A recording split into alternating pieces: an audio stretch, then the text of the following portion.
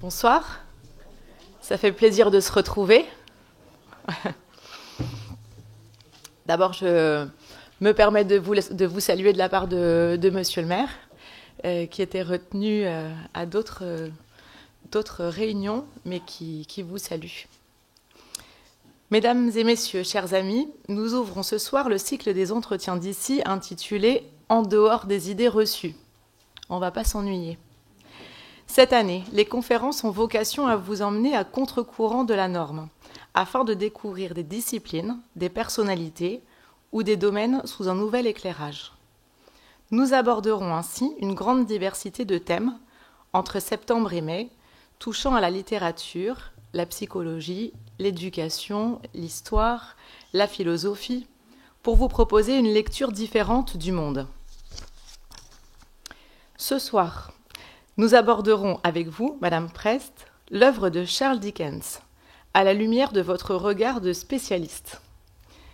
Ainsi, au lieu d'évoquer son engagement au service des indigents, qui semble caractériser ses ouvrages au premier abord, vous nous proposez d'investir un aspect plus méconnu de son œuvre, celui du monde invisible du conte de fées, du folklore et du rêve. Vous parlerez également de la prévalence de la caricature dans la presse, des technologies d'optique qui viennent nourrir son imagination et sa création. Je vais vous présenter en quelques mots, mais quelques mots n'y suffiraient pas. Vous êtes agrégée d'anglais et enseignante en classe préparatoire aux grandes écoles. Vos travaux de thèse se sont vus attribuer le prix André Topia de la Chancellerie des Universités de Paris en 2017, ainsi que le Robert B. Paltrow Junior Prize de la Dickens Society. Vous avez édité les papiers posthumes de Pickwick Club chez Carto, Gallimard en 2019. Votre monographie sur Dickens paraîtra chez Honoré Champion en 2023. On sera attentif, évidemment, à sa sortie. Avant de nous laisser transporter dans l'imaginaire londonien du XIXe siècle, je vous annonce dès à présent que la prochaine conférence sur la méthode Montessori se tiendra le jeudi 17 novembre avec Nadia Hamidi, présidente de l'association Montessori de France. Il me reste à vous souhaiter, nous souhaiter, à toutes et à tous, une agréable et enrichissante soirée. Merci.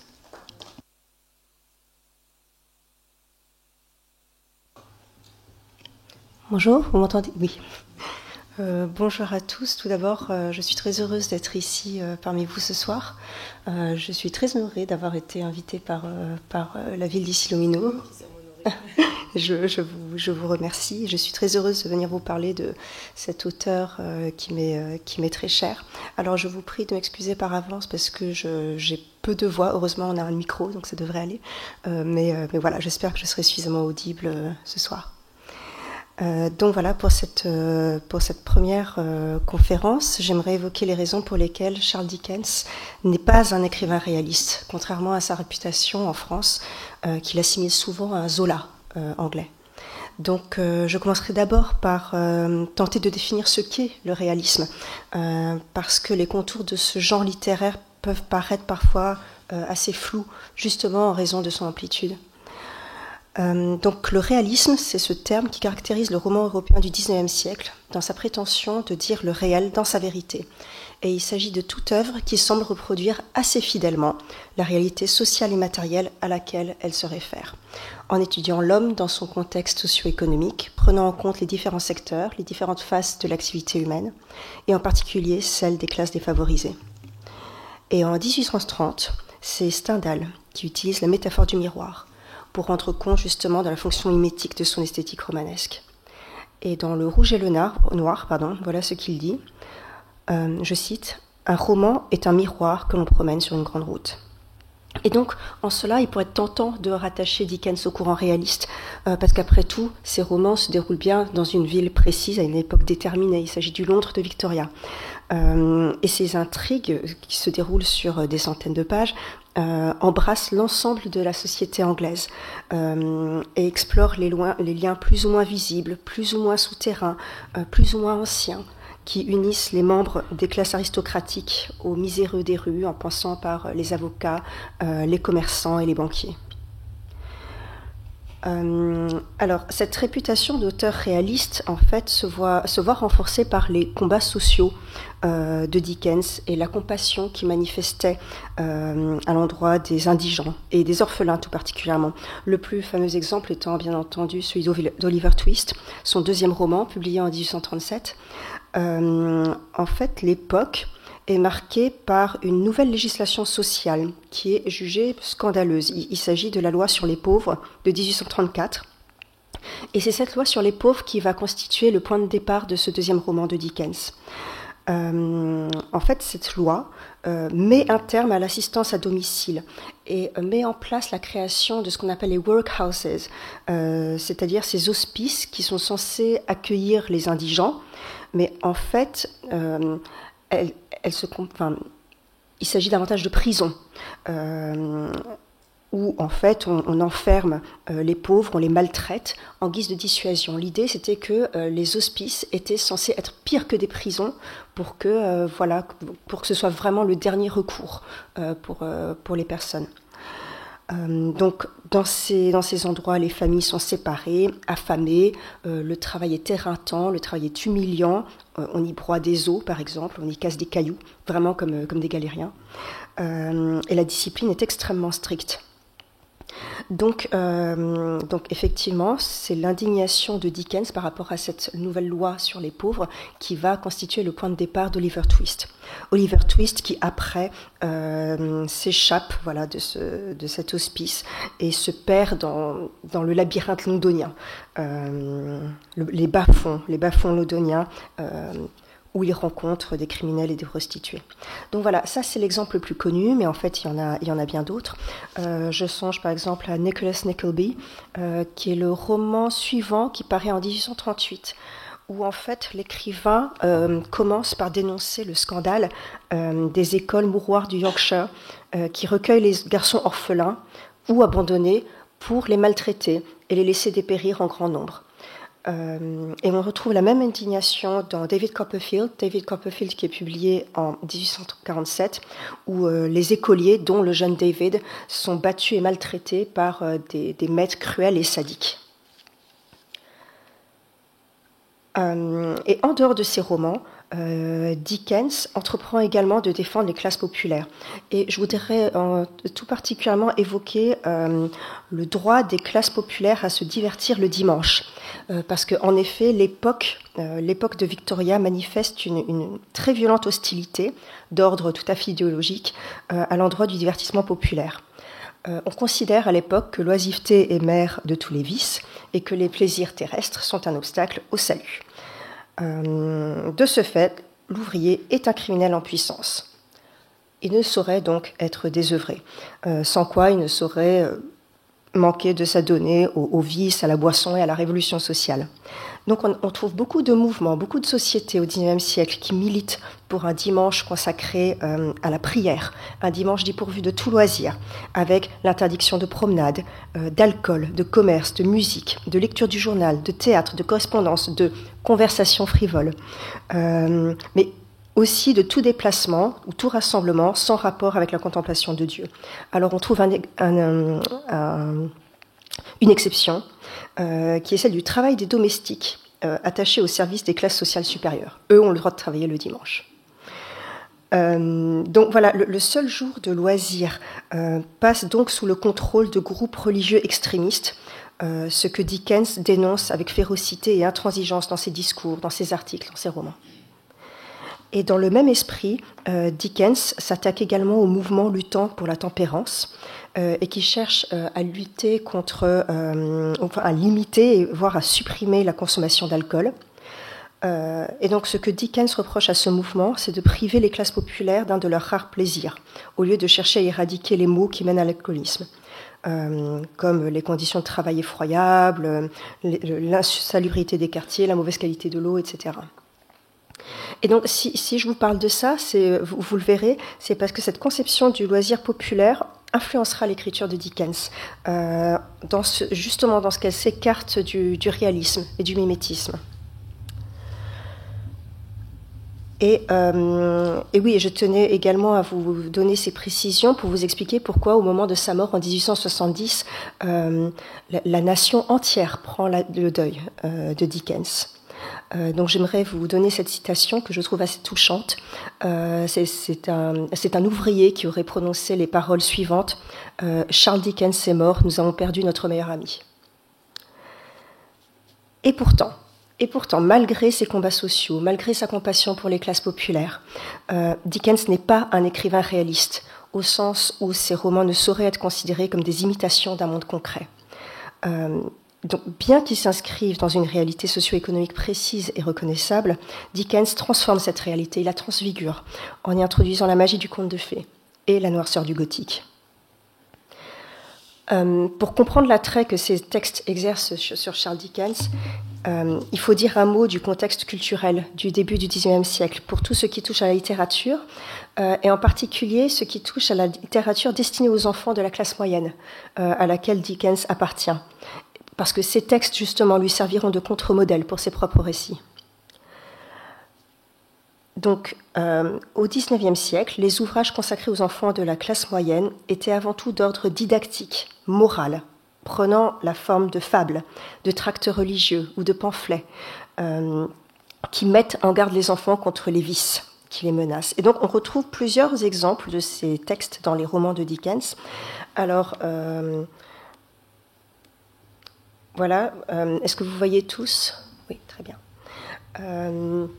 Donc voilà un extrait des Grandes Espérances, où un personnage déclare « Je n'aime pas le prénom Philippe, qui me rappelle l'enfant du syllabaire et de sa morale, si paresseux qu'il tombe dans une mare, ou bien si gras qu'il ne peut ouvrir les yeux, ou encore si avare qu'il enferme ses gâteaux, jusqu'à ce que ses souris les mangent, ou si déterminé à dénicher les oiseaux qu'il se fait dévorer par des ours, qui vivent très commodément dans le voisinage. » Donc ça, c'est un exemple tiré des Grandes Espérances. On trouve un autre exemple dans L'Ami commun, avec l'édifiante petite Margerie. La petite Margerie qui, à 5 ans, corrigeait le meunier qui, lui, en avait 50, partageait son gruau avec les petits oiseaux, refusait un chapeau nankin sous prétexte que les navets n'en portent pas plus que les moutons qui mangent les navets n'en portaient, qui débitait d'effroyables sermons au tout venant. Donc voilà, ça c'est le type de texte qui était destiné à la jeunesse à l'époque de Dickens. Et donc Dickens, dans ses romans, va véritablement s'attacher, il va vraiment s'élever contre tous ceux qui veulent bannir l'imagination et la fantaisie du royaume sacré de l'enfance. Comme en témoigne le personnage de Thomas Gradgrind dans Les Temps difficiles. Donc Thomas Gradgrind, c'est cette figure caricaturale du pédagogue utilitariste qui s'oppose à toute fiction et qui déclare dans l'ouverture du roman, donc voilà, c'est un passage très très connu, donc je cite « Or, ce que je veux, ce sont des faits. Enseigner à ces garçons et à ces filles des faits, rien que des faits. Les faits sont la seule chose dont on ait besoin. Ne plantez pas autre chose et déracinez tout le reste. Ce n'est qu'au moyen des faits qu'on peut former l'esprit d'un animal qui raisonne. Rien d'autre ne lui sera d'aucune utilité. C'est d'après ce principe que j'élève mes propres enfants. Et c'est d'après ce principe que j'élève les enfants qui se trouvent devant nous. Limitez-vous aux faits, monsieur. »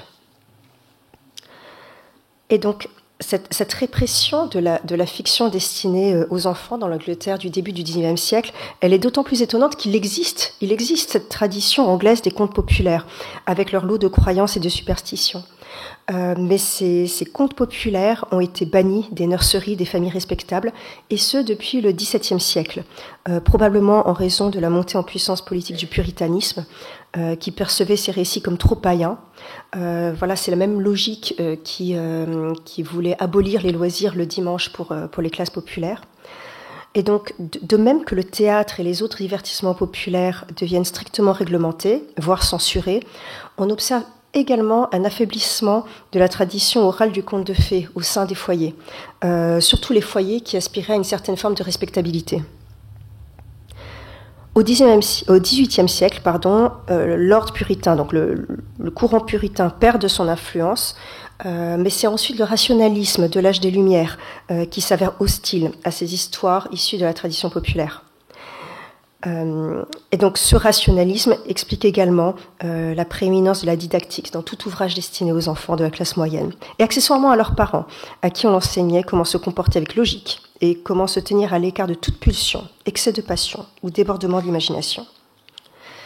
Mais en fait, cette tradition anglaise du merveilleux survit. Elle survit à travers les siècles, elle survit malgré le puritanisme, malgré le rationalisme des Lumières.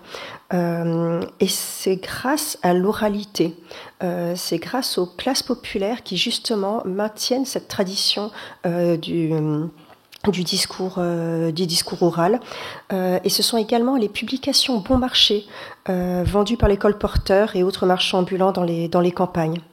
Et donc, dans ces récits oraux transmis de génération en génération au coin du feu, grâce à ces publications, on trouve les contes de la tradition anglaise, donc notamment Jacques et le haricot magique, Le Petit Poucet, Jacques le tueur de géants. Et dans les publications dont je vous parlais, ces publications à quelques sous, on trouve également les versions abrégées de Robin des Bois, de Gulliver, de Don Quichotte, de Robinson Crusoe. Et donc voilà, tous ces récits, autant de récits qui n'ont aucune visée didactique, mais qui font appel au contraire à l'imagination, au goût du sensationnel, de l'émerveillement, ainsi qu'au goût de l'aventure et de l'exotisme.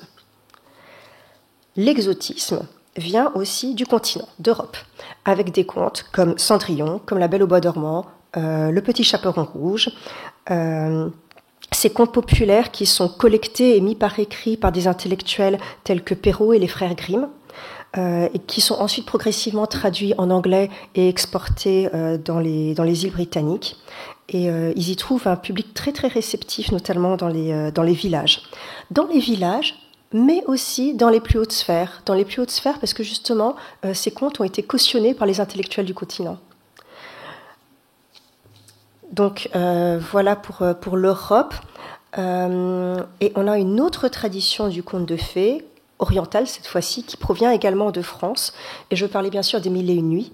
Les Mille et une nuits qui sont traduites par le diplomate français Antoine Galland au début du XVIIIe siècle, et qui permettent justement à ces contes de s'exporter, de pénétrer les frontières de l'Orient pour la première fois et de se disséminer partout en Europe. Donc ces contes, maintenant vous les connaissez bien, Ali Baba et les 40 voleurs, Sinbad le marin, Aladdin, et ces contes qui connurent un succès retentissant et qui bouleversèrent le paysage de la fiction pour enfants en Angleterre. Donc pas simplement de la classe populaire, mais également de la classe moyenne et supérieure. Ces contes des Mille et une nuits ont un statut particulier dans le paysage littéraire anglais, dans le sens où non seulement ils sont exotiques, mais en plus la frontière avec la réalité paraît plus floue qu'avec les autres contes, dans le sens où ce sont des textes qui proviennent d'Orient, un Orient mystérieux où tout paraît possible en fait, où il y a bel et bien des génies, des lampes magiques, des palais, des sultans, des trésors, des danseuses, des harems, des voleurs, des jardins suspendus. Tout ça paraît crédible, tout ça paraît bel et bien réel aux yeux du public anglais. Et donc ça participe à une forme de libération intellectuelle. Et donc voilà, tout cela fait que ces contes provenant d'ailleurs, donc provenant d'Europe, provenant d'Orient, changent la donne en matière de fiction pour les jeunes enfants anglais, en y réintroduisant le merveilleux. Et justement, ces contes ont un certain crédit parce qu'ils sont cautionnés par les classes, par l'élite intellectuelle. Et donc, au début du XIXe siècle, on observe une évolution des récits auxquels les enfants ont accès, jusqu'au succès explosif au milieu du siècle d'Andersen, de Hans Christian Andersen, qui est considéré comme le premier écrivain s'adressant aux enfants. Donc Hans Christian Andersen, qui est connu pour La Petite Sirène, La Princesse au petit pois, Les Nouveaux habits de l'Empereur, Le Vilain Petit Canard, tous ces contes, vous les connaissez très bien aussi. Alors j'aimerais noter au passage que Dickens et Andersen s'admiraient beaucoup mutuellement. Ils se connaissaient et Andersen considérait même Dickens comme le plus grand écrivain de son temps. Donc tout d'abord, ils commencent par entretenir une correspondance et ils deviennent amis en 1847. Alors là où ça se gâte, c'est que Hans Christian Andersen fut invité à passer 2 semaines chez Dickens, dans sa grande maison du Kent. Et il accepta avec un peu trop d'empressement puisqu'il décida au final de rester 5 semaines. Voilà, il a été invité 2 semaines, il resta 5 semaines. Et il a fini par se faire chasser par la famille de Dickens qui ne le supportait plus parce que bon, en plus d'outrepasser les limites de l'hospitalité, il était particulièrement excentrique, il avait une sensibilité à fleur de peau, il avait des demandes extrêmement bizarres, il exigeait des fils de Dickens qu'ils le rasent chaque matin. Les fils de Dickens n'avaient aucune intention de raser Hans Christian Andersen chaque matin. Donc voilà. C'est une amie de Dickens qui a réussi à faire partir Hans Christian Andersen.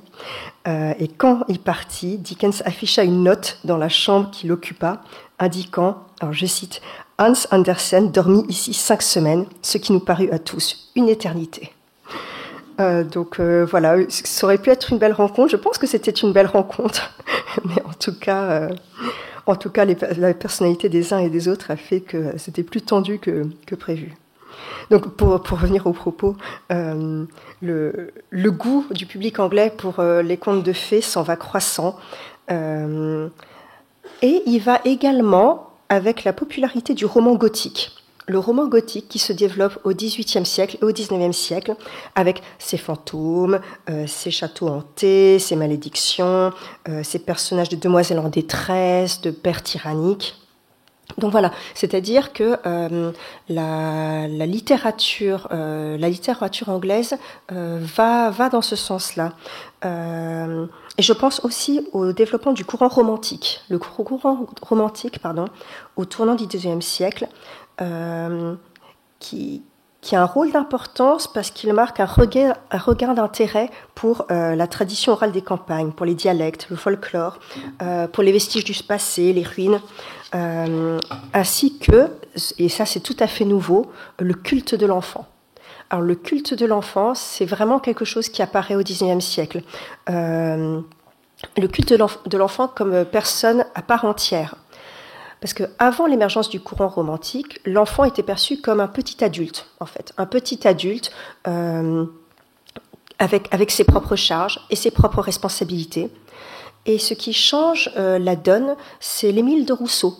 L'Émile de Rousseau, qui est paru en 1762 et qui en fait postule que l'enfant a un mode de pensée et des besoins spécifiques.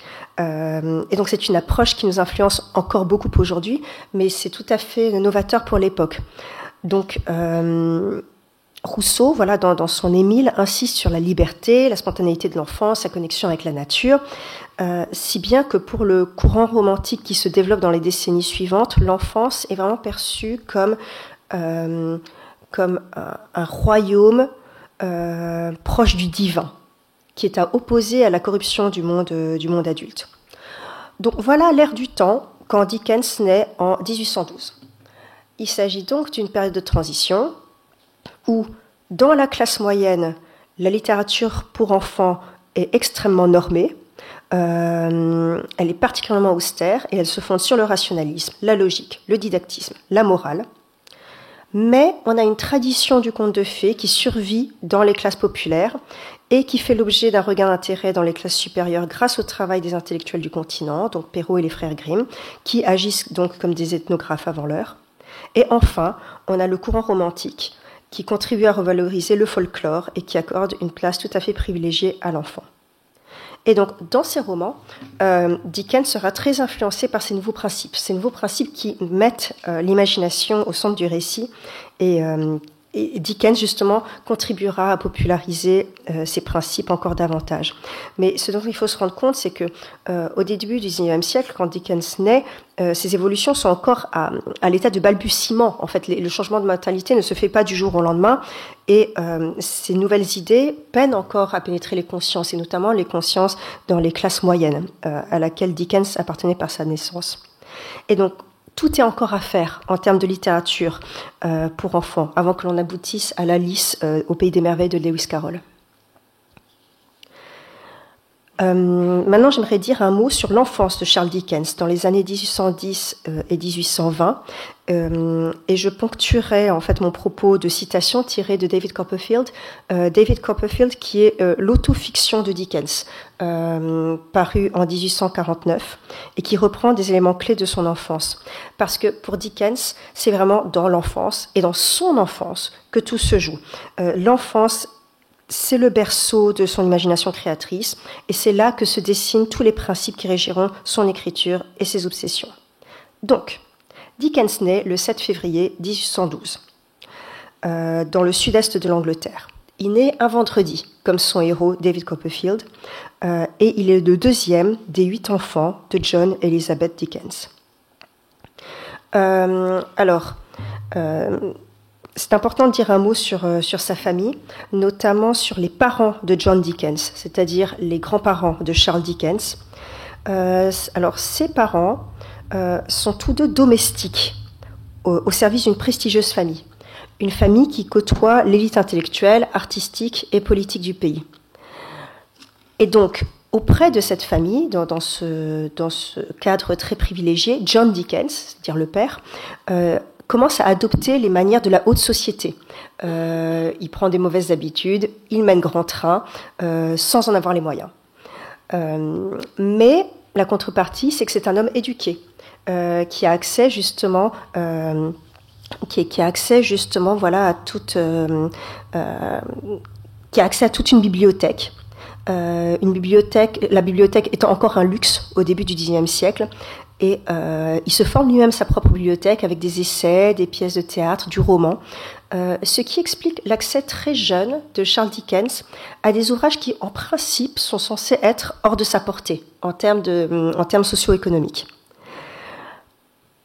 Donc voilà pour la bibliothèque de John Dickens. En même temps, le petit Charles Dickens a également accès à la tradition orale par sa grand-mère, Elizabeth. Elizabeth, qui est particulièrement appréciée pour ses talents de conteuse et qui savait raconter des histoires pour son auditoire. Et donc ces histoires, il les entend encore et encore et encore tout au long de son enfance, telles qu'elles avaient été conçues pour être transmises, c'est-à-dire la nuit, au coin du feu, de la bouche d'un conteur ou d'une conteuse. Donc voilà, ça c'est le deuxième élément. Le troisième élément, c'est que Dickens a la chance ou le malheur d'être gardé par une très jeune nourrice de 13 ans qui s'appelle Mary Weller. Mary Weller qui est vraiment obsédée par les histoires et les contes horrifiques. Et donc voilà, elle passe son temps à raconter des histoires affreuses de meurtres sanguinaires, de bourreaux, de cannibales à Dickens. Dickens qui est à la fois complètement fasciné, horrifié par ces histoires. Mais voilà, toutes ces histoires, donc la bibliothèque du père, les contes de la grand-mère et les récits sensationnels de la nourrice font que l'imagination de Dickens se forme très jeune et est vraiment caractérisée par la puissance de l'imagination créatrice. Je passe maintenant, voilà, là j'étais à la petite enfance, donc voilà l'enfance à proprement parler. Son enfance est déterminante pour son éducation à cause de sa mauvaise santé. À cause de sa mauvaise santé, Dickens ne peut partager les jeux de ses camarades, de ses frères et sœurs, et donc il est obligé de rester à l'écart. Et donc qu'est-ce qu'il fait ? Il lit. Il lit énormément, donc il lit quoi ? Il lit Robinson Crusoe, il lit Tom Jones, il lit Don Quichotte, Les Mille et une Nuits, et donc toutes ces histoires qu'il va ensuite réinjecter dans ses propres romans. Et donc c'est ce qu'il explique dans David Copperfield au chapitre 4. Alors, je cite. « Mon père avait laissé une petite collection de livres dans une petite pièce de l'étage supérieur où j'avais accès. De cette précieuse petite pièce sortirent, glorieuse phalange, pour me tenir compagnie, Roderick Random, Peregrine Pickle, Humphrey Clinker, Tom Jones, le vicaire de Wakefield, Don Quichotte, Gil Blas et Robinson Crusoe. Ils tenaient en éveil mon imagination et mon espoir d'une autre vie, que celle du lieu et du temps d'alors. » Et donc, ce qui est possible avec ces œuvres issues de l'imagination s'avère tout à fait impossible avec les ouvrages didactiques dont je parlais avant, qui résistent justement au jeune David Copperfield. Donc je vais vous citer. Là, il parle des ouvrages pédagogiques auxquels il a accès. Il dit « Je sentais les mots de mes leçons m'échapper par pages entières. J'essayais de les rattraper, mais il me semblait, si je puis ainsi dire, qu'il s'était mis des patins pour glisser loin de moi, avec une vitesse impossible à ralentir. » Et donc ici, contrairement au texte que je citais tout à l'heure, il n'y a pas de fusion harmonieuse du contenu avec le monde environnant. Au contraire, il y a un glissement, ça n'accroche pas, cela s'échappe comme sur des patins à roulettes. Et donc, dans David Copperfield, ce sont ces ouvrages, justement, qui servent d'armes au beau-père de David pour le frapper. Donc, ces ouvrages didactiques sont doublement du côté de l'ennemi. D'abord, en ce qu'ils excluent l'imagination, et ensuite, voilà, parce que leur matérialité sert à blesser le jeune enfant. Et ces livres deviennent synonymes de violence physique. Donc c'est vraiment la corruption du livre. Donc, durant son enfance, Dickens découvre également les journaux et les récits des publications bon marché, où il se familiarise avec les contes de Perrault, les contes folkloriques anglais, ainsi que les récits horrifiques et sensationnels du gothique. Et donc, j'avais dit plus tôt que ce ne sont pas des récits qui sont censés être accessibles à un jeune enfant de famille respectable. En fait, ce sont des textes qui sont destinés aux classes populaires. Alors, que faisait Dickens, justement, avec ces ouvrages auxquels il n'était pas censé avoir accès ? En fait, c'est un enfant délaissé, parce que ses parents s'occupent assez peu de leurs enfants. Alors déjà, ils en ont 8. D'accord. Mais en plus, les parents de Dickens, c'est un couple fort sympathique qui a le sens de la fête et le sens du divertissement, des dépenses, et ils passent leur temps et ils dilapident leur argent en multiples divertissements. Alors j'aimerais signaler que voilà, ces parents prodigues dépendront toute leur vie des revenus du romancier. On a nombre d'anecdotes de Dickens qui reçoit des factures de la part de son père, des commerçants qui viennent s'adresser à Dickens pour qu'il règle les factures de son père. Alors Dickens fera tout pour essayer de calmer les dépenses. À un moment, il va même les envoyer à la campagne pour les enfermer dans une maison pour qu'ils ne sortent plus, qu'ils n'aient plus accès au divertissement de Londres. Non, ça ne marche pas, ils réussissent à s'échapper. Bon, donc voilà, on a vraiment une relation parent-enfant inversée entre Dickens et ses parents. Et c'est justement ce couple-là qui va servir de modèle au couple Micawber dans David Copperfield. Ce couple qui est extrêmement flamboyant, réjouissant, imprévisible et dangereux aussi. Et donc, voilà, les enfants Dickens sont laissés à leur propre sort, ce qui permet à Dickens de mettre la main sur tout ce qu'il peut lire, y compris les publications les moins recommandables. Et à cette époque, Dickens a également d'autres activités qui développent son imagination créatrice. Parce que cette époque de l'enfance, c'est également celle d'une autre découverte importante, celle de la lanterne magique. La lanterne magique qui auparavant était réservée plutôt à un grand public, enfin voilà, plutôt à un grand public, plutôt à une élite financière. Mais voilà, au cours du 19e siècle, ça devient accessible aux foyers plus modestes. Donc la lanterne magique qui enchante voilà les enfants de toute génération. Et qui émerveille également Charles, avec les jeux de lumière, les jeux de projection, ce qu'il intégrera également dans son écriture. Et donc, avec ses frères et sœurs, il va aussi organiser des récitals, des petits spectacles de chant, des spectacles de mime. Il va mettre en scène des pièces de théâtre. D'ailleurs, il écrit sa première pièce à l'âge de 8 ans, qui s'intitule Misnar, le sultan d'Inde. Et donc vous notez l'influence de l'Orient et des Mille et une nuits sur l'écriture de Dickens à l'âge de 8 ans. Alors le texte n'existe plus, mais ça aurait été intéressant de voir à quoi ça pouvait ressembler. Dickens, à cet âge-là, entreprend également de se faire conteur Voilà, le tout petit Charles Dickens, on le propulse sur une table ou sur une chaise et il raconte des histoires à son auditoire, imitant sans doute en cela sa grand-mère paternelle, si bien que vraiment très tôt, il apprend à s'exprimer artistiquement, par l'écriture, par la voix, par le jeu du corps. Et donc voilà, John Dickens, alors bon, est-ce que c'était un bon père? Bon, en tout cas, il encourageait les talents de ses enfants et il les amenait se produire à la taverne de la ville voisine.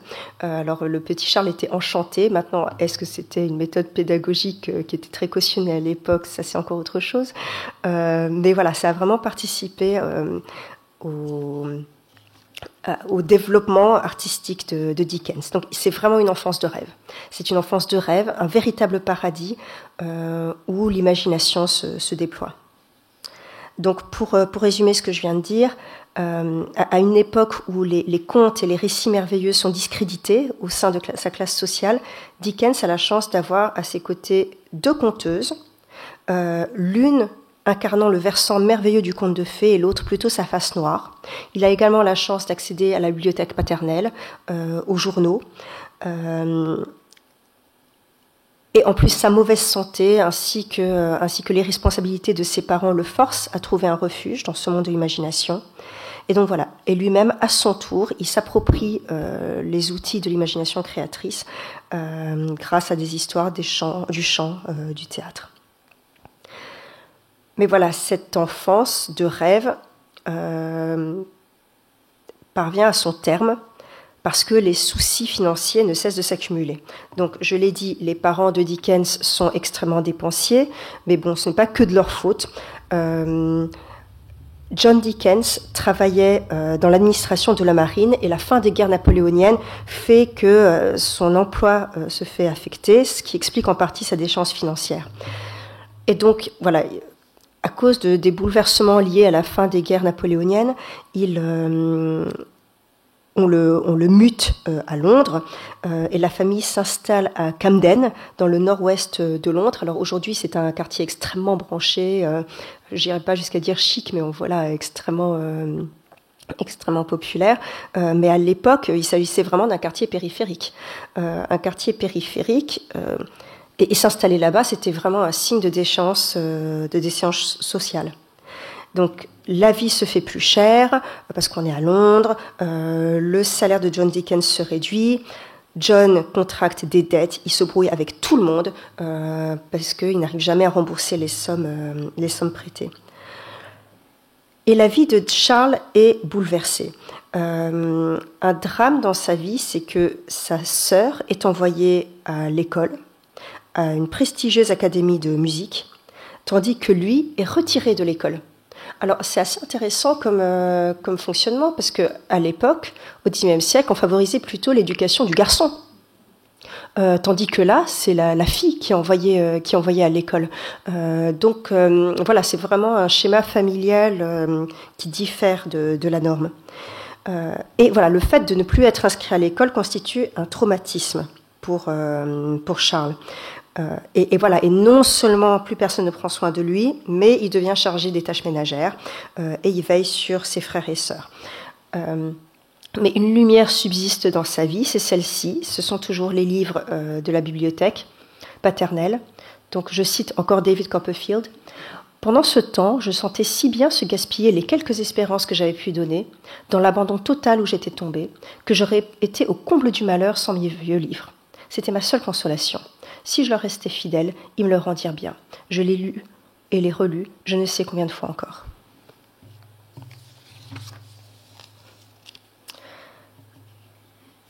Mais Charles n'est pas au bout de ses peines. En 1824, pendant que sa sœur Fanny poursuit sa brillante éducation à l'Académie de musique, Charles est envoyé dans une manufacture de cirage. Une manufacture de cirage, c'était un lieu vraiment sordide, envahi par les rats, où il a une tâche toute la journée, qui est celle de coller des étiquettes sur les flacons de cirage. Et donc, voilà, ce travail lui permet de payer le loyer, il permet d'aider financièrement ses parents, mais c'est extrêmement humiliant, parce qu'il est installé dans la vitrine, justement pour être admiré par les passants. En plus, comme il a une certaine dextérité, il travaille vite, les passants l'admirent. Et donc, c'est extrêmement humiliant pour Charles qui a vraiment peur d'être reconnu.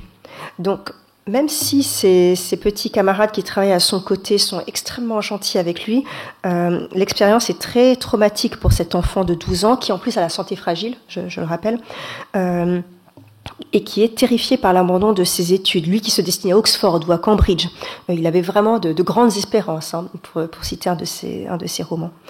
Et donc, il y travaillera tout de même 1 an, de février 1824 à mars 1825.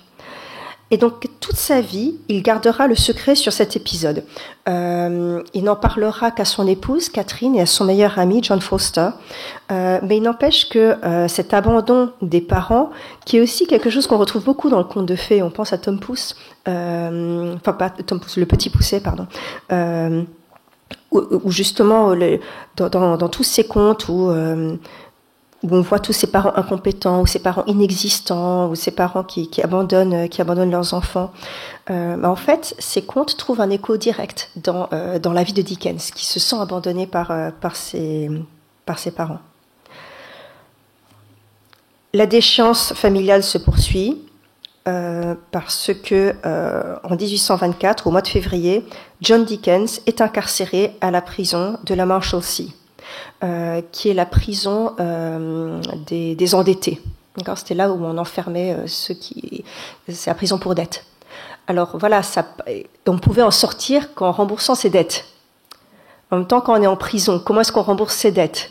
Vous voyez, donc c'était un système assez absurde qui en fait est dénoncé plus tard dans le roman La Petite Dorrit, où justement comment est-ce qu'on fait sortir quelqu'un de prison en payant ses dettes alors qu'il ne peut pas travailler. Et donc voilà, la particularité de la prison de la Marshalsea, de la maréchaussée, c'est que la famille peut joindre le détenu. Donc toute la famille emménage avec John Dickens dans la prison, à l'exception de Charles, qui a ce privilège de pouvoir rester à l'extérieur et de travailler à l'usine de cirage. Et donc, voilà, ça va vraiment de mal en pis, parce que pour essayer de rembourser les dettes de Dickens, de John, de son père, Charles se retrouve à vendre les livres qu'il aimait tellement, qui à l'époque coûtaient quand même une certaine somme d'argent. Ça coûte cher un livre au début du XIXe siècle. Donc voilà, tous leurs biens sont saisis ou vendus. Le petit Charles doit se loger tout seul. Il ne peut rendre visite à ses parents qu'une seule fois par semaine, au début, le dimanche. Mais ensuite, il réussit à leur rendre des visites quotidiennes, ce qui finit par, en fin de compte, alléger sa peine et son sentiment d'abandon. Alors, que fait Charles maintenant qu'il est privé de ses livres ? Il se fait conteur. Il se fait conteur auprès de ses camarades de travail pour lui raconter des histoires à ses petits collègues. C'est une activité gratuite, c'est une activité gratifiante qui ne nécessite aucun support, aucun matériel et qui lui permet de garder un lien avec son passé heureux. Et c'est un épisode qui apparaît également dans David Copperfield où David justement se fait conteur et raconte les histoires qu'il a conservées dans sa mémoire à ses petits camarades, et il se compare à Scheherazade dans Les Mille et une nuits. Donc voilà, Charles qui travaille à la manufacture de cirage a peu d'argent, mais il réussit tout de même à mettre un tout petit peu de côté pour se procurer les journaux illustrés sensationnels à bon marché, dont il avait déjà fait l'expérience dans le sud-est de l'Angleterre. Et donc voilà, il se régale de tous ces récits de cauchemars, de meurtres, d'exécutions, de fantômes, ces histoires de naufrages, de tortures, de rituels barbares, de massacres. Et donc voilà, comme les contes de fées, ça lui permet de maintenir le lien avec son passé et les histoires terrifiantes de sa nourrice. Donc son goût, d'un côté pour la lumière du merveilleux et de l'autre pour le macabre sensationnel, se trouve confirmé au moment de l'adolescence, ce qu'on retrouvera entrelacé dans ses romans. À tout cela s'ajoute sa découverte de Londres. Londres qui au départ ne plaisait pas à Charles. Vous imaginez, après les vertes prairies du Kent, il se retrouve dans une ville... dans une ville noire de fumée, avec ses immeubles en briques, sa misère. Mais Charles se rend également compte, en tout cas prend la pleine mesure de toute cette vie qui fourmille, de toutes les métamorphoses, de toutes les boutiques, les rues grouillantes de monde, les artistes, les marchands ambulants. Et Londres exerce une fascination sur Charles, qui consacre son temps libre à l'exploration de la ville. Et Londres sera la matière principale de tous ses romans, à l'exception des Temps difficiles. Et c'est là qu'il continue d'écrire ses textes. Alors, je vous ai déjà parlé de son texte inspiré des Mille et une nuits. Cette fois-ci, il écrit des textes fondés sur l'observation des citadins. Mais ce n'est pas un Londres réaliste qu'il livre à ses lecteurs. C'est un Londres qui est peuplé de créatures à la fois humaines et surnaturelles. Et donc cette primauté du conte dans ses romans et dans sa vie, Dickens la verbalisera de manière théorique dans un article intitulé Fraud upon the Fairies, donc je traduis Fraude au pays des fées. Fraude au pays des fées qui est dirigée contre la production artistique d'un ami. Un ami qui est l'illustrateur George Cruikshank. Alors, qui est George Cruikshank ? George Cruikshank était extrêmement connu au XIXe siècle parce que c'est le grand artiste satirique, c'est le grand caricaturiste politique de la Régence. Alors, dans ses caricatures, il croque des scènes de la vie quotidienne des Anglais avant de se concentrer sur la satire politique. Il connaît un très grand succès populaire, notamment avec ses attaques contre la famille royale et contre les dirigeants politiques. Et la première rencontre entre les deux hommes a lieu en 1835. Et cette rencontre marque le début de longues années de collaboration et de controverses.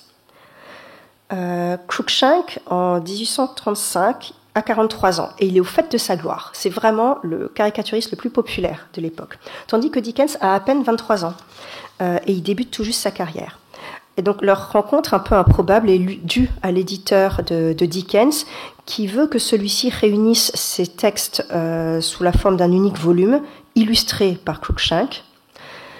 Et donc, au début, Dickens est très impressionné par son partenaire, mais Dickens, à 23 ans, a déjà un ego surdimensionné. Il a déjà un ego surdimensionné, Cruikshank a un ego surdimensionné, donc voilà, vous avez ces deux personnalités écrasantes qui ne s'entendent pas faire dicter leur travail. Donc on a une relation extrêmement tendue, mais qui mène tout de même à des collaborations fructueuses parce que tous deux connaissent intimement Londres et sa topographie urbaine, sociale et morale. Donc cette première collaboration sortira sous le titre des Esquisses de Boz en 1836 et Dickens à ce moment-là sort de l'anonymat et il accède à la notoriété. Donc ce sont deux personnalités qui ont de la peine à se supporter sur le plan professionnel, mais ils s'apprécient tout de même sur le plan personnel. Pourquoi ? Parce que tous deux ont le sens de la fête. Donc tous deux se rendent au même banquet, ils vont au théâtre, ils font des excursions. Mais Cruikshank, à la différence de Dickens, commet des excès et développe une addiction à l'alcool.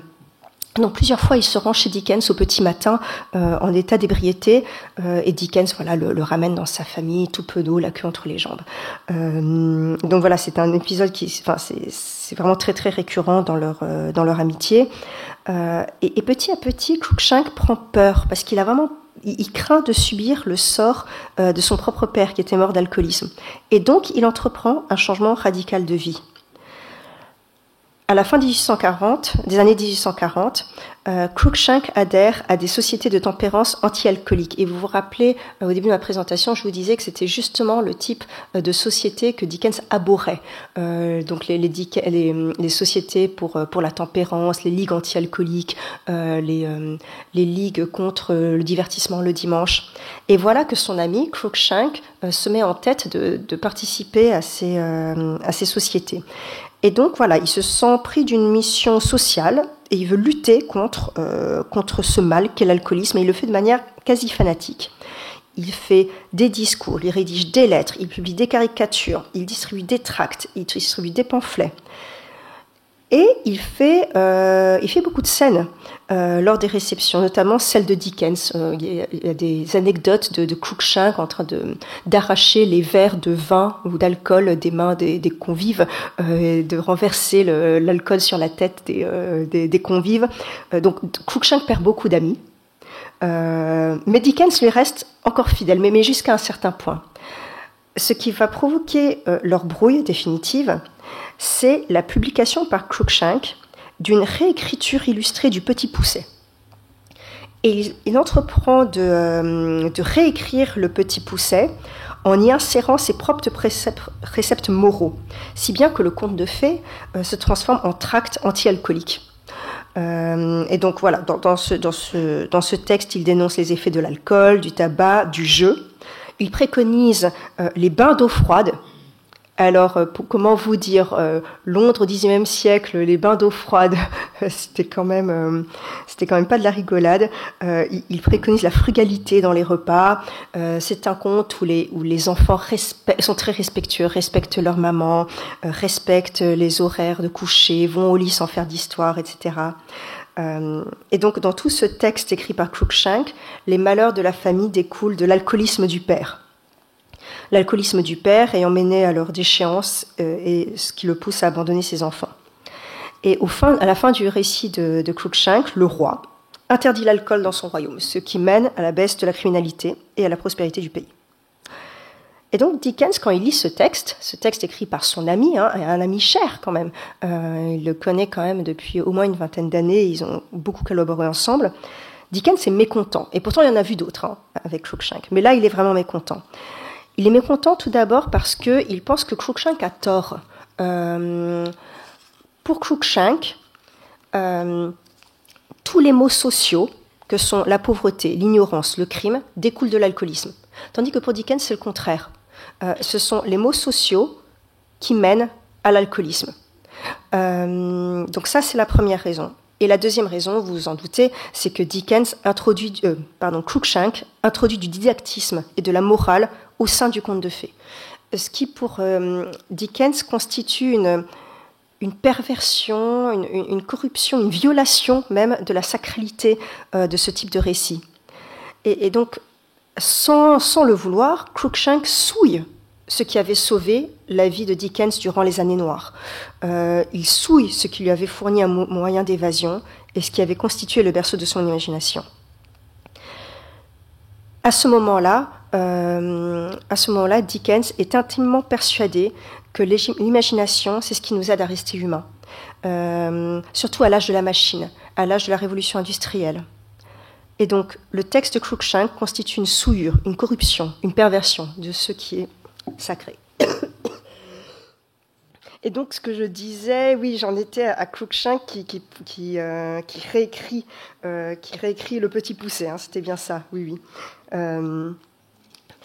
Et donc, voilà, donc Dickens, quand il lit ça, voilà, il est furieux à deux titres, ça je l'ai expliqué. Et là, il commet l'irréparable, parce qu'il répond à son ami par voie de presse.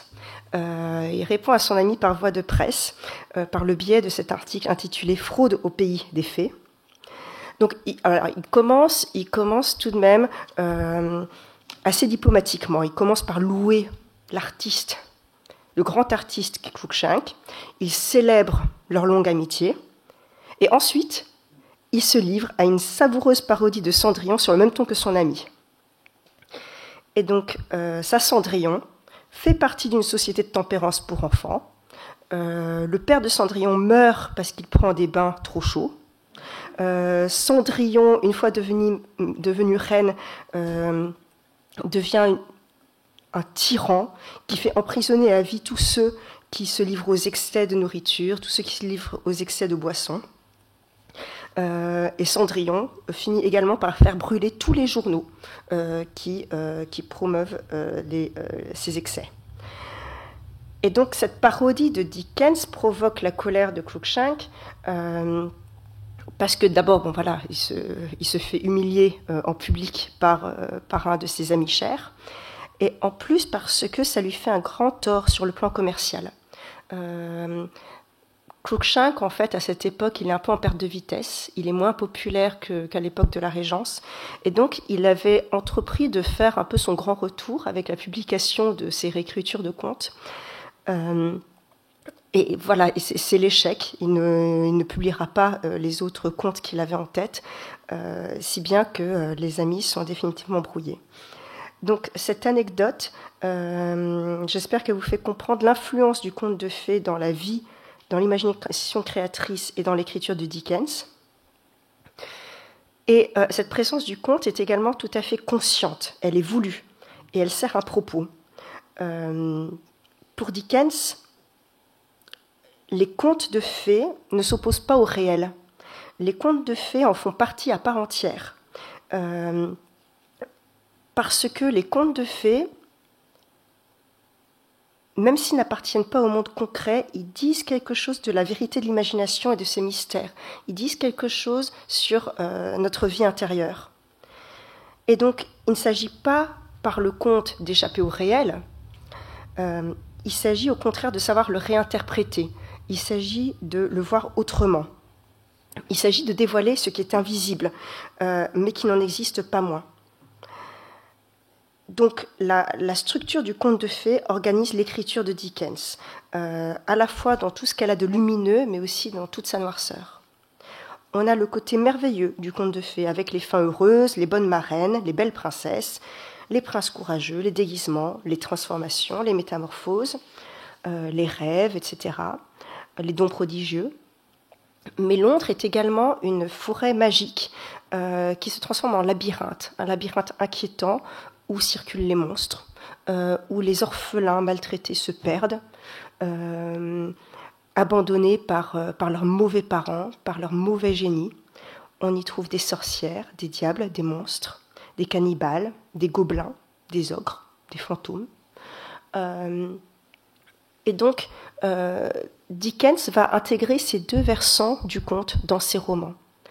Et maintenant, j'aimerais vous parler tout particulièrement de David Copperfield et des Grandes Espérances, déjà parce que ce sont les plus connus en France, mais aussi parce que ces deux grands romans de la maturité ont permis à Dickens de mener l'exercice du conte de fées à son point d'orgue, où il fait coïncider le surnaturel et le monde concret de manière plausible et harmonieuse.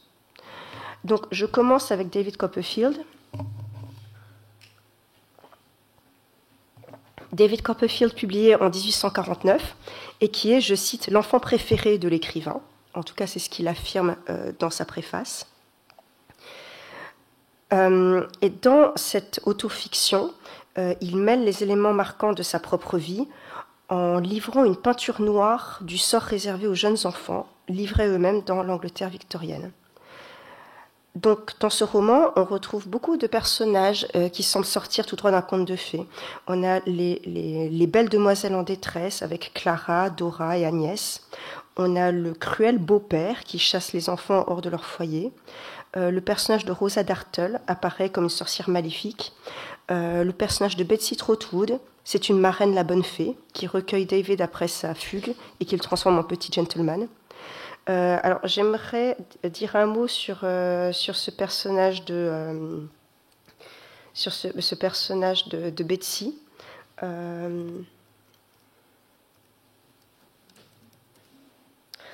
Ce personnage de Betsy Trotwood qui est décrite au tout début du roman comme une fée. Donc, je cite. « Elle disparut comme une fée mécontente ou comme l'un de ces êtres surnaturels que la croyance populaire m'attribuait de voir. Betsy Trotwood était à jamais au pays des songes et des ombres, dans cette région mystérieuse d'où je venais. » Donc, au début du roman, elle est décrite comme cette fée mécontente, presque une sorcière, et cette comparaison se poursuit plus tard, au moment où David part à la recherche de sa tante. Je cite, « Je demandai d'abord au batelier s'il connaissait ma tante, et je reçus plusieurs réponses différentes. L'un me dit qu'elle était enfermée dans la prison de Maidstone pour avoir volé des enfants. un autre, que lors du dernier coup de vent, on l'avait vu monter sur un balai et filer vers Calais. Et donc le parallèle avec le conte se poursuit jusqu'à la fin du roman, qui voit les méchants punis et les gentils récompensés, et cela de manière complètement improbable. Par exemple, on a Mick Auber, dont le modèle était John Dickens. John Dickens qui était le père prodigue justement de Dickens. Donc Mick Auber, ce personnage qui est impécunieux, criblé de dettes, à la fin du roman, il se transforme en père de famille responsable, prudent, prospérant en Australie, devenu un magistrat reconnu. Donc voilà, David Copperfield est un conte de fées. On a même le happy ending avec la formule consacrée des contes de fées. Nous étions tous très heureux. Et cette conclusion du roman fait écho à l'ouverture qui se fait également sous le signe du merveilleux, tout en s'ancrant dans le monde réel. Donc voilà l'ouverture du roman, il s'agit du 2e paragraphe. Je cite « Vu le jour et l'heure de ma naissance, la garde et quelques doctes bonnes femmes du voisinage prononcèrent premièrement que j'étais destinée à n'avoir pas de chance dans la vie.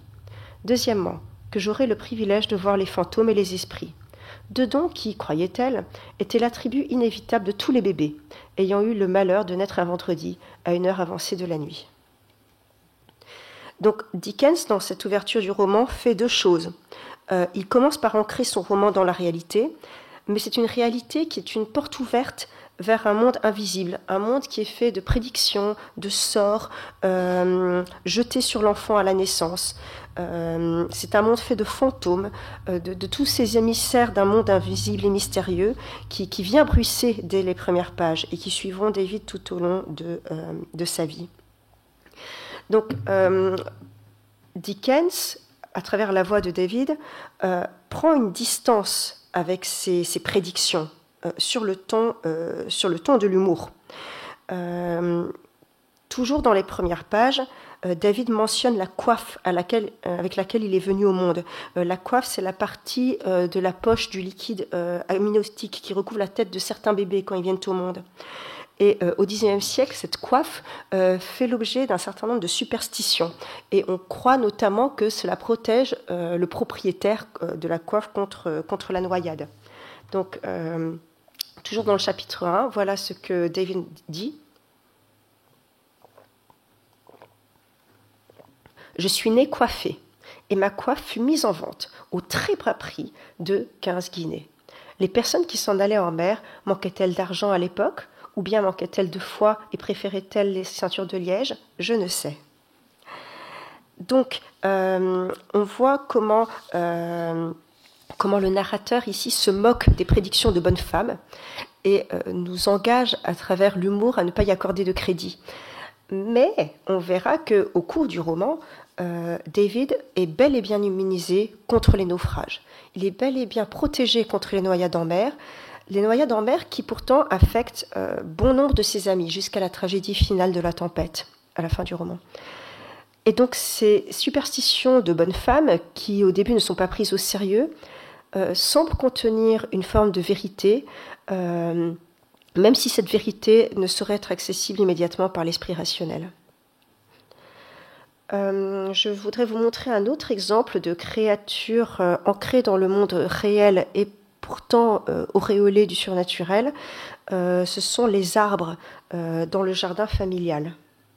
Donc toujours dans ce chapitre 1, je cite « Le vent du soir agita si fort quelques grands vieux ormes au bout du jardin que ni ma mère ni mademoiselle Betsy ne purent s'empêcher de jeter un coup d'œil dans cette direction. Les ormes se courbaient l'un vers l'autre, tels des géants en train de se murmurer des secrets. Ils agitaient leurs bras fantastiques en tous sens, comme si leur dernière confidence était vraiment trop noire pour leur laisser l'esprit en repos. » Et donc vous voyez cet animisme qui met les arbres en mouvement. Cet arbre, l'orme, est également un arbre extrêmement symbolique sur le plan littéraire, parce qu'il s'agit d'un arbre qui est associé au trépas. C'est dans l'Énéide que Virgile raconte qu'un orme immense se situe à l'entrée du monde souterrain. Et pour Virgile, cet arbre, l'orme, ne ponctue pas seulement la mort des êtres, mais aussi celle des rêves. Et donc la présence de ces arbres dans le jardin d'enfants de David, et dès les premières pages, place la vie du personnage sous le signe de la perte, que ce soit la perte des êtres chers ou celle des illusions. Donc le deuxième roman que je voulais évoquer, ce sont les Grandes Espérances. Les Grandes Espérances où le conte opère de manière tout à fait différente. Alors, pour vous donner une idée de l'atmosphère de ce roman, on a Pip, un jeune orphelin qui traverse l'Angleterre avec ses cimetières, avec ses marais, avec ses manoirs hantés, avec ses labyrinthes. Et au cours de son périple, il est constamment accompagné par des mauvais génies qu'il prend pour des bonnes fées et des anges gardiens qu'il prend pour des monstres. Et donc, Les Grandes Espérances, c'est le conte de fées qui contient son double inversé. Pour parler en termes plus concrets, vous avez Magwitch, le galérien, qui apparaît tout d'abord comme un ogre. C'est lui qui apparaît dans le cimetière au début du roman. Donc au départ, on a l'impression que c'est une créature maléfique. Mais en fait, c'est lui qui se révèle être le parrain des contes. C'est lui qui récompense Pip pour son acte de bonté. Et il le comble de richesses. Des richesses qui paraissent complètement tombées du ciel, c'est-à-dire l'éducation, le statut social, la fortune. Tout ce à quoi Pip, en tant que jeune orphelin, ne pouvait pas aspirer par sa condition sociale. Et à l'inverse, le personnage qu'il prenait pour sa bonne marraine, c'est Miss Havisham. Vous voyez qui est Miss Havisham? Miss Havisham, c'est ce personnage de mariée abandonnée à l'hôtel. C'est une mariée abandonnée à l'hôtel qui ne se remet pas justement de cet abandon et qui reste à jamais enfermée dans son manoir, dont elle ne sort jamais. Et elle est toujours habillée de sa robe de mariée, qui est recouverte de toiles d'araignée, qui est complètement déchirée, jaunie, elle a également son banquet de mariage, qui est toujours dans son salon. Mais qui est complètement dévoré par les araignées. C'est vraiment un personnage assez horrifique. Et d'ailleurs, alors je ne sais pas si vous êtes déjà allé à Disneyland. La maison hantée à Disneyland, en fait, a été modelée sur ce personnage de Miss Havisham dans les grandes Espérances. Et le manoir hanté, en fait, c'est Satie's House, c'est sa maison, en fait. Donc, quand la prochaine fois, si prochaine fois il y a, que vous vous rendrez à Disneyland et que vous irez dans cette maison hantée, quand vous verrez la mariée qui hante les lieux, vous saurez que c'est une référence aux Grandes Espérances de Dickens. Et donc voilà, pendant tout le roman, Pip pense que Miss Havisham, c'est sa bonne marraine. Il pense que c'est elle qui lui donne tout cet argent. Il pense que c'est grâce à elle qu'il parvient, qu'il effectue son ascension sociale. Mais ce personnage, bon, voilà, on s'en doute, mais se révèle être une sorcière. Et les seuls dons qu'elle a à offrir, ce sont la froideur, la vengeance, le tourment, et non la fortune, et non l'amour. Miss Havisham n'est pas une bonne marraine. C'est une belle au bois dormant, maudite et maléfique, qui vit dans l'obscurité de son château comme un vampire, sans jamais voir la lumière du jour. Et elle attend un prince qui ne viendra jamais. De même, Estella n'est pas la belle princesse des contes. Elle est froide et inhumaine. Tandis que le véritable prince charmant, c'est Joe qui est l'humble forgeron. Et donc, Pip, dans ce roman, il confond tout. Il confond tous les contes de fées et il est incapable d'attribuer les bonnes identités aux bons personnages. Et il ne comprend que trop tard les identités respectives des personnages. Et sa rédemption passera par cette reconnaissance finale qui opérera chez Pip une métamorphose de l'ordre du sociologique, du psychologique, mais également du merveilleux. Donc, ces deux romans, j'ai voulu parler de ces deux romans un peu plus en détail pour vous montrer que, en choisissant de voir le monde réel par le prisme de la magie et du conte de fées, et en regardant la vie dans ce qu'elle a d'étrange et de mystérieux, Dickens donne une dimension universelle au Londres de Victoria. Et d'ailleurs, Dickens voulait que ces romans soient lus comme des contes. Pour lui, ces textes étaient faits pour être lus à haute voix. On sait par exemple qu'il avait pris l'habitude de dicter ses romans à son secrétaire, et il demandait ensuite à son secrétaire de les relire pour en entendre la musique. Donc voilà, c'est vraiment quelque chose de très important pour Dickens, que ces romans puissent être lus à voix haute. Mais en cela, il fait également écho à une pratique très courante dans la société victorienne, qui est la lecture à voix haute. Parce que dans son ensemble, le public victorien écoute les textes plutôt qu'il ne les lit. La lecture ne s'effectue pas en silence, comme aujourd'hui la lecture s'effectue en silence. On a la figure du lecteur solitaire coupé du monde extérieur dans son espèce de tour d'ivoire. Au contraire, au XIXe siècle, les textes sont lus à voix haute au sein d'un cercle d'auditeurs. Tout d'abord parce qu'à l'époque, tout le monde ne sait pas lire. Tout le monde ne sait pas lire, et tout le monde n'a pas l'argent pour s'acheter des livres. Donc on se cotise pour acheter un volume, et le volume est lu à voix haute par une personne alphabétisée.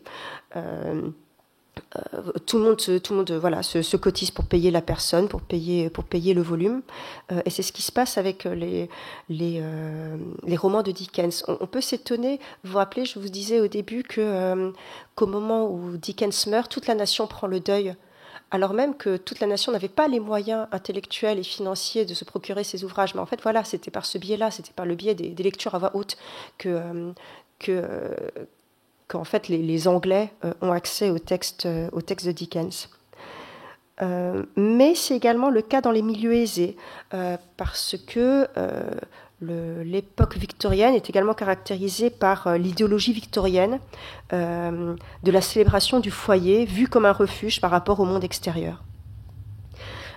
Donc ces textes, les textes de Dickens sont faits pour être lus à voix haute, déjà parce que c'était une pratique inhérente à la société victorienne, mais également parce que Dickens le voulait bien, et il voulait que ces textes soient lus comme des contes de fées. Donc, après avoir évoqué le côté plutôt merveilleux du conte, j'aimerais maintenant parler du versant bien plus sombre et noir de l'imagination dickensienne. Et il me paraît important de souligner ce point-là parce que Dickens souffre d'une réputation de sentimentalisme qu'on ne saurait lui retirer. Il défend la veuve et l'orphelin. Ça, c'est indéniable. Et sa description des petits-enfants qui se font maltraités par des adultes, voilà, c'est de l'ordre du sentimental. Mais en fait, à côté de ce sentimentalisme, vous avez quelque chose de bien plus sombre, de bien plus noir, à commencer par l'humour noir de Dickens. Et tout commence avec Pickwick. Les papiers du Pickwick Club, c'est ce premier roman de Dickens. C'est un premier roman extrêmement solaire, qui célèbre l'amitié, qui célèbre la convivialité, qui célèbre les festins dans les bonnes auberges, la galanterie, etc. La douceur de la campagne anglaise. Mais au sein de ces aventures sur les routes anglaises, les personnages en fait se racontent des histoires. Ils se racontent des histoires sur le mode des contes de Canterbury de Chaucer ou sur le mode du Décameron. Et ce sont ces histoires en fait qui introduisent une logique de violence sensationnelle avec des fantômes, des histoires de vengeance, de crimes et de folie. Et ces histoires, il y en a 9. Qui sont parfaitement séparés du reste du texte, introduisent une logique du mal dans le roman. Et c'est une logique qui contraste avec l'insouciance et la gaieté des Pickwickiens.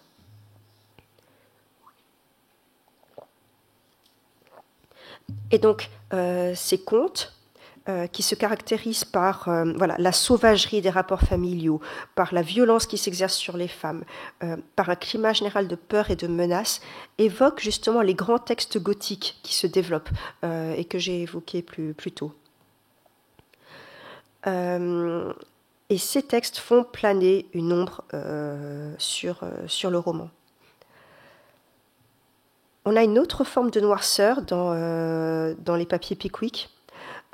C'est la noirceur qui transparaît dans les discours de Sam Weller. Sam Weller, qui est un cireur de chaussures cockney, et dont l'entrée en scène est demeurée mémorable. Et c'est ce personnage qui a valu à Dickens de devenir un best-seller, si j'ose employer cet anachronisme, du jour au lendemain. C'est-à-dire que jusqu'au chapitre 10 parce que vous savez, Dickens a publié ses romans de manière sérielle. C'est-à-dire que chaque mois, ou chaque semaine pour certains de ses romans, un nouvel épisode apparaissait, vraiment comme les séries aujourd'hui. Et donc, jusqu'au chapitre 10, ce premier roman de Dickens connaît un succès honorable, mais voilà, pas non plus extraordinaire. Et c'est ce personnage-là, le personnage de Sam Weller, ce personnage avec ses aphorismes, qui va faire monter Dickens au firmament et faire de lui le grand best-seller de son époque. Donc, voici la première apparition de Sam Weller, qui est un cireur de chaussures. Alors, je cite, « Regarde-moi ces chaussures, 11 paires de chaussures, plus un soulier, qui appartient au numéro 6, celui-là qui a une jambe de bois. Les 11 chaussures sont demandées pour 8 heures, et le soulier pour 9 heures. Qu'est-ce que c'est que ce numéro 22 qui veut déranger tout le monde ? Non, non, chacun son tour de rôle. Comme il disait, Jack Ketch, en ficelant ses bonhommes. » Alors ça, c'est la première réplique de Sam Weller dans le roman. Et il mentionne Jack Ketch. Alors Jack Ketch, c'était un bourreau. Employé par le roi Charles II, qui en fait son nom est devenu synonyme de mort, voire, c'est le démon en personne, c'est Satan. D'accord, Jack Ketch. Et donc, c'est la première réplique de ce personnage. De ce personnage qui se caractérise par son humour noir. Donc, je vais vous en donner d'autres exemples. Alors, c'est ce qu'on appelle les Wellerisms. Les Wellerisms, ce sont les aphorismes de Sam Weller. Donc, il dit « Que diable me voulez-vous ?» comme disait l'homme qui avait vu un fantôme. Ou alors « Il veut vous voir en personne, et il n'y a personne d'autre qui puisse vous remplacer, comme disait le secrétaire particulier au diable quand c'est qu'il était venu chercher le docteur Faust. » Ou encore « Je pense que la passion du mariage a eu raison de lui, comme disait l'aumônier familial de Barbe Bleue à son enterrement, en versant un pleur de pitié. » Donc ces Wellerisms, ces aphorismes provoquent le rire et valent à leur auteur une certaine popularité parce qu'ils traitent du quotidien des classes populaires. Ils traitent de leur culture, de leur divertissement, avec les théâtres à deux sous, avec les pantomimes. Mais si ces réparties séduisent, c'est aussi parce qu'elles évoquent un versant plus sombre de l'existence, avec ce qu'elle contient de violence et de colère et de peur et d'angoisse. Alors voilà en particulier ces répliques. Alors, et maintenant, tout ça vous a un petit air propre et gentil, comme disait le père qui avait coupé la tête à son petit garçon pour l'empêcher de loucher. Une autre réplique. Les affaires d'abord, le plaisir après, comme il disait, le roi Richard III, quand c'est qu'il a poignardé l'autre roi à la tour de Londres avant d'étrangler les petits-enfants. Et Sam raconte d'autres récits horrifiques. Par exemple, il y a l'histoire du marchand de saucisses qui devient victime de sa propre machine et qui finit par se transformer en saucisse à son tour. Et on identifie ses restes parce qu'on retrouve les boutons de sa redingote dans les saucisses. Et donc ce personnage prend le contre-pied des bourgeois, qui sont les héros du roman, et laisse percer un malaise social et une expérience de la précarité qui fait de lui l'incarnation du petit peuple. Alors, je vais vous donner un autre exemple de la cohabitation du sentimental, on va dire, avec l'humour noir. C'est un extrait de Nicholas Nickleby, qui est le roman d'après. Donc, vous voyez, il y a 2 paragraphes bien distincts. Alors, c'est un passage où Nicolas arrive pour la première fois à l'école. Et là, il décrit les élèves. Alors, voilà le premier paragraphe. Je ne vais pas tout lire, mais voilà le premier paragraphe. C'étaient les élèves, des visages pâles, des yeux hagards, des charpentes maigres et osseuses. Voilà l'ensemble qui frappa sa vue tout d'abord. Des yeux chassieux, des becs de lièvre, des pieds beaux, toutes les difformités, les contorsions physiques qui expliquaient, sans la justifier, la version dénaturée montrée par les parents, en délaissant ainsi leurs enfants, etc., etc. Quel début dans le monde, quel enfer dans l'avenir. Donc ça, c'est le premier paragraphe. Le deuxième paragraphe qui succède immédiatement, je vous la lis. Cette scène, toute pénible qu'elle était, avait encore ses contrastes grotesques, qui auraient pu provoquer un sourire chez un observateur moins sensible que Nicolas. Madame Squeers, debout devant un pupitre, trônant au-dessus d'une immense bassine de soufre et de thériaque, administrait tour à tour, à chaque élève, sa part de ce cordial délicieux. Alors, elle se servait pour cela d'une cuillère de bois grossier, fabriquée sans doute à son origine pour quelques têtes de géants, et qui élargissait à l'infini la bouche de chaque convive. Et donc, vous voyez que Dickens, dans le premier paragraphe, commence par décrire la souffrance des élèves. Et là, il a ce ton sentimental, ce ton dramatique. C'est le Dickens réformateur, c'est le Dickens sentencieux qui s'indigne du traitement infligé aux indigents. De la même manière qu'il dénonce les hospices dans Oliver Twist. Et sans crier gare, il change de ton dans le deuxième paragraphe.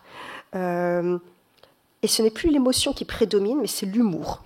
Et un humour qui nous pousse à rire de ces mêmes élèves, en imaginant leur bouche élargie à l'extrême avec les cuillères en bois, les transformant en espèces de pantins grimaçants. Et donc, dans son écriture, Dickens passe sans transition de l'émotion à l'humour noir pour traiter du même sujet. Et les personnages qui apparaissent au départ victimes d'une société déshumanisante se retrouvent encore davantage déshumanisés par le rire. Et le texte nous pousse à rire d'enfants affamés, juste après nous être indignés et apitoyés sur leur sort. Et donc ça rappelle, ça c'est une technique de Dickens assez récurrente. C'est la technique le comique, c'est la technique de la pièce de l'art. Dans Oliver Twist, il explique que sa technique, c'est d'alterner les tranches de gras et les tranches de rouge, comme dans du lard, comme dans du bacon. Alors voilà, il le fait sur le ton de l'humour, mais en fait, ça illustre assez bien son écriture, surtout au début de sa carrière, où en fait, il alterne de manière très systématique le sentimental et le comique. Et donc, on pourrait se demander quelle est l'impression la plus durable sur le lecteur. Vous voyez, quand vous lisez ce texte de Nicholas Nickleby, vous êtes d'abord pris de pitié pour les enfants, et ensuite on rit des enfants. Alors, quelle est l'impression la plus durable? Est-ce la pitié ou est-ce le rire? Est-ce la dernière impression qui nous a été faite par le texte? Vous voyez, en fait, Dickens nous laisse toujours sur une dernière impression comique, une dernière impression humoristique. Voilà ce qui rend son propos problématique. D'accord? Qu'est-ce qu'on fait de ces orphelins? Est-ce qu'on s'apitoie sur leur sort ou est-ce qu'on en rit? Et on pourrait se demander pourquoi il fait ça. Et pourquoi est-ce que c'est l'humour noir qui triomphe? Peut-être que l'humour constitue une forme de contrôle sur la noirceur du monde, et on préfère rester sur cette note-là. Mais en tout cas, Dickens, et ça c'est connu, a pris beaucoup de plaisir à décrire ces personnages les plus monstrueux, les plus grotesques, qui ont bien plus de vie qui ont bien plus de verve, bien plus d'énergie que ces héros purs et innocents. Et c'est quand il décrit ces méchants que l'écriture de Dickens se fait la plus libre. Je vais vous donner l'exemple du magasin d'antiquités. Le magasin d'antiquités où on suit les aventures d'une petite fille qui s'appelle Nell. Nell qui est traquée par un nain qui s'appelle Quilp. Nell, c'est l'innocence incarnée, c'est la bonté incarnée. Elle pourrait vraiment faire partie d'un de ces tracts moraux dont je vous parlais au tout début de ma présentation. Elle est extrêmement fade. Et au contraire, on a Quilp, le nain, qui est une gargouille, qui est un des méchants les plus savoureux, les plus comiques qui soient. Il est vraiment décrit comme un ogre. Dans un passage assez connu, il se met à dévorer les œufs avec leurs coquilles. Quand il mange des crevettes, il les mange tout entières, sans prendre la peine de les décortiquer. Il avale du thé bouillant, à même la théière. Il mordit sa fourchette et sa cuillère jusqu'à les tordre.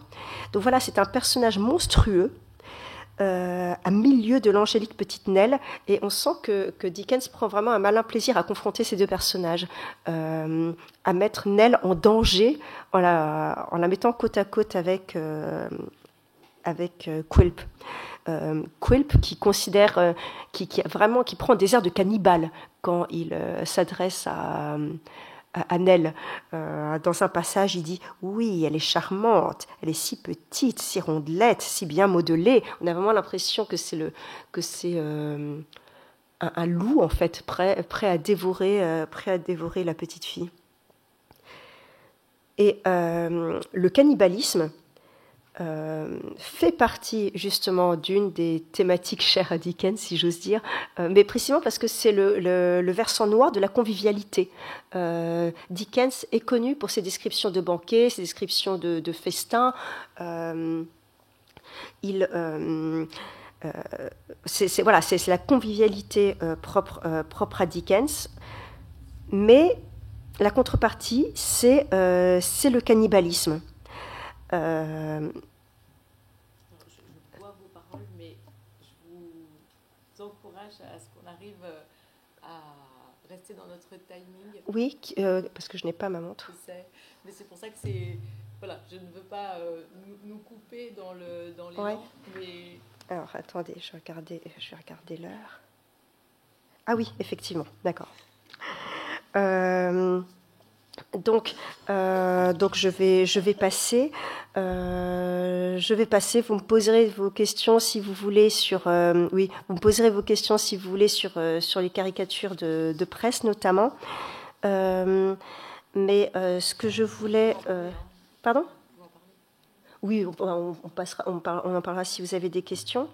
Mais donc, voilà, je conclurai en disant que quand j'ai intitulé cette conférence Dickens à rebours du réalisme, ce n'était pas une forme de vocation de ma part, parce que j'avais vraiment à cœur de communiquer ce pourquoi j'ai justement personnellement choisi de me spécialiser.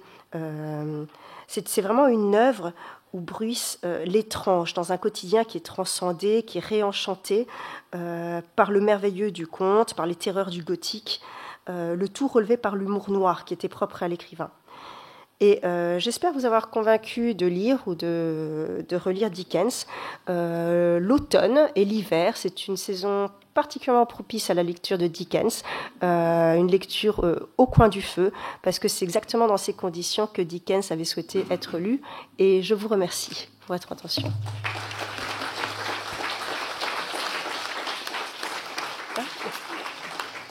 J'ai dit le plus important. Est-ce que vous avez les uns et les autres des questions, sachant que pour pouvoir lire Dickens, il y aura des ouvrages en vente tout de suite à la sortie, et évidemment votre Pickwick, oui. Que vous allez pouvoir dédicacer, puisque vous en avez parlé tout à l'heure, mais vous pourrez nous en reparler si on a des questions. Est-ce que d'abord ça vous a donné envie de lire ou relire ? Oui. Et est-ce que vous avez quelques questions ? Mettez le micro. Vous appuyez. Ah, voilà. Donc, bonjour. Je voulais savoir si, en France, à l'époque où il était encore en vie, il avait été aussi populaire ou pas? Ah oui, oui, absolument. Oui, oui, bien sûr.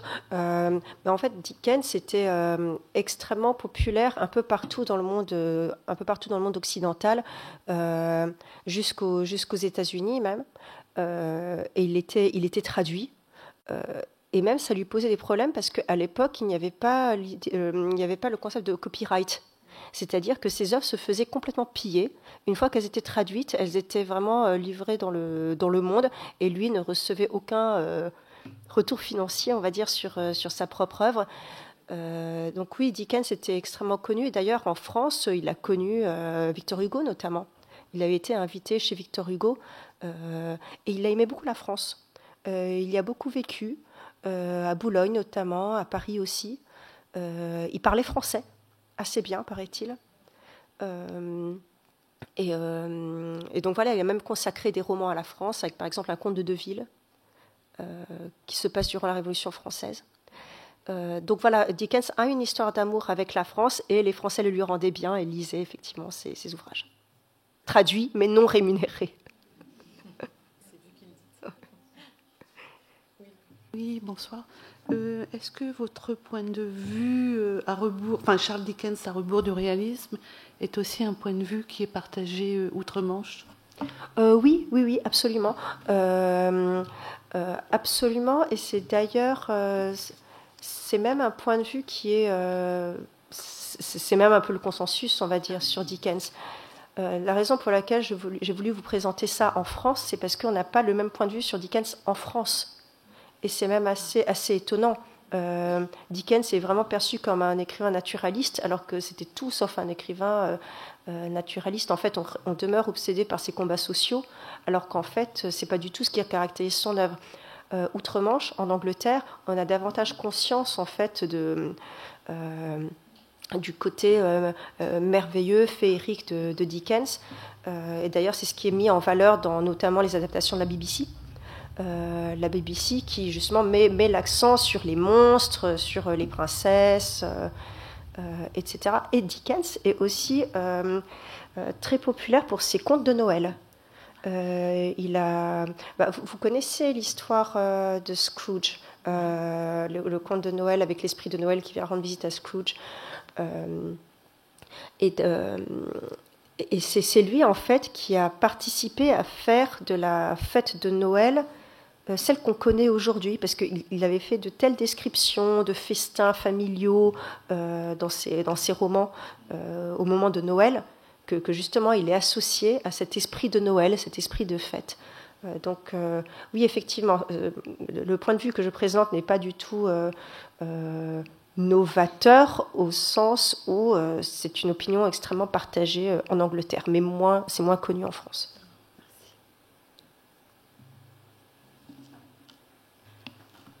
Oui, je vous en prie. Merci pour cette présentation très intéressante. Quand je suis arrivé, moi j'avais dans l'idée d'un Dickens très tourné littérature pour les enfants. Et d'ailleurs, en France, on soumettait beaucoup, enfin, aux enfants des lectures, enfin des versions expurgées, simplifiées, ou des films, plus à destination des enfants. Alors, vous pouvez réagir là-dessus, mais en corollaire, qu'est-ce que vous préconisez comme lecture pour un adulte? Pour un adulte, qu'est-ce que vous voulez dire dans... Non, mais qu'est-ce que vous conseillez? Quelqu'un qui ne connaît pas bien Dickens, ah, oui. Ou qui a abordé Dickens sous l'angle que je vous ai indiqué, mais qu'est-ce que vous lui conseillez comme porte d'entrée? Alors bon, moi j'ai un très grand faible pour David Copperfield. Je trouve que c'est un roman absolument merveilleux. C'est un roman merveilleux parce que ça se passe du point de vue d'un enfant qui grandit après et qui devient adulte. Mais voilà, surtout au début, en fait, il pose un regard d'enfant et un regard filtré par les contes sur tout ce qui l'environne. Et il traverse pourtant des épisodes très noirs dans sa vie. Mais comme tout est transformé, en fait, ça donne vraiment une saveur toute particulière à ce roman qui présente un Londres victorien transcendé. C'est vraiment un très très beau roman. Sinon, je ne saurais vous conseiller de lire Pickwick. Bah, presque. Les papiers posthumes du Pickwick Club sont vraiment bien, notamment parce que parfois la longueur des romans de Dickens peut intimider. C'est des centaines et des centaines de pages. D'ailleurs, un conseil que je pourrais vous donner, si vous voulez lire Dickens ou les romans victoriens de manière générale, enfin ces romans qui sont vraiment des gros pavés d'un millier de pages, c'est de les lire tels qu'ils avaient été publiés, c'est-à-dire épisode par épisode, et ne pas essayer de lire tout d'un coup. Chaque semaine ou chaque mois, d'accord, on peut lire un épisode. Donc ça, c'est une méthode. Mais la particularité de Pickwick, c'est que surtout au début, les aventures sont sérielles, elles ne se suivent pas de manière logique. Donc en fait, on peut lire une aventure et puis sauter, revenir. Il n'y a pas d'ordre chronologique. L'ordre chronologique se fait bien plus tard. Donc on peut vraiment déguster des petits morceaux d'aventure. Non, Pickwick, c'est vraiment bien. Et puis c'est très très drôle. C'est vraiment drôle. On comprend vraiment pourquoi Dickens est devenu un best-seller grâce à ce livre. Sinon, ils sont tous bien. Je sais pas quoi vous dire, mais oui, effectivement, moi je dirais David Copperfield et je dirais les Pickwick. Ouais. En tout cas, ce serait intéressant de les lire ou les relire à l'aune de ce que vous nous avez dit sur sa vie, son enfance, la manière dont il a grandi et comment effectivement ça lui permet d'avoir cette vision des choses et cette écriture-là. Moi, je dois dire que voilà, l'avoir lu sans avoir ce retour-là, c'est une chose. Peut-être le faire, je vous dirais. Très bien. le faire avec cet éclairage, ce sera sûrement autre chose et sûrement très intéressant. Je ne sais pas s'il y a d'autres questions. Qui va lire Dickens dans les mois qui viennent? Je vous demanderai la prochaine fois. En tout cas, vraiment, merci beaucoup. Merci beaucoup pour ce temps que vous nous avez consacré. Merci beaucoup pour ce temps d'échange aussi. Et puis, on se retrouve dans l'entrée. Absolument. Merci pour votre accueil. Merci. Pour lire et pour boire un verre de l'amitié ensemble aussi.